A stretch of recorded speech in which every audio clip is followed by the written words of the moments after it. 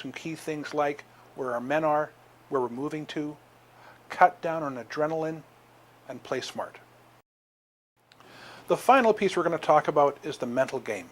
In other words, what's going on in your head, your partner's heads, and your opponent's heads.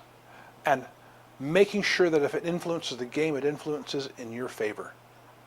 One way is intimidation. Being mean, saying words. We'll leave it up to you if you decide that you will use your mental game against your opponent. You should be aware, though, that some will try it on you. The number one way for you to avoid people trying to take advantage of you with things they say or how they act is to remain calm yourself. If you need help with that, call a referee.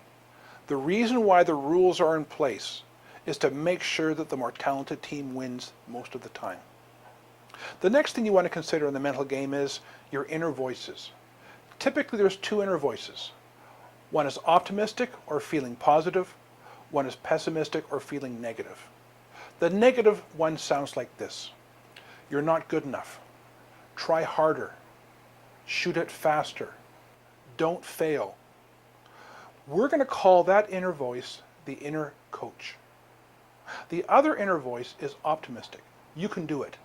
It feels like this. Remember how. I believe in you. Come on. That we call the inner player. When you're practicing, it's best to listen to the inner coach. Try harder. Not good enough. Be focused. And drill in over and over and over again successful foosball passes and shots. However, when you're playing your games, when it's critical that you succeed, stop listening to the inner coach. Focus only on the inner player.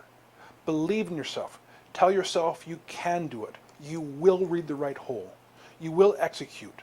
Stay calm, just like when you're practicing and you're executing well, you're not even thinking about the game. It almost feels like it's intuition. Just focus on executing well your shots, your passes, and your defenses. We call that, once again, the inner player. Also know what your partner needs. Maybe during a timeout, you will give them a little bit of the inner coach.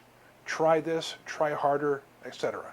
But at the end of your timeout, just before you're about to start to play, again use the voice of the inner player. Help your partner to be confident you believe in them. Maybe give them a high five. Share your energy. Be optimistic. Because this is a game where it's all about succeeding. Focus on succeeding, and the winning will take care of itself. Congratulations, you now know all the parts that we believe make up a good goalie. Now, of course, you must practice them. Of course, you must play. You must play different games like Goalie War, your singles, your doubles. Different events you can play that will help you be a good goalie, you should do.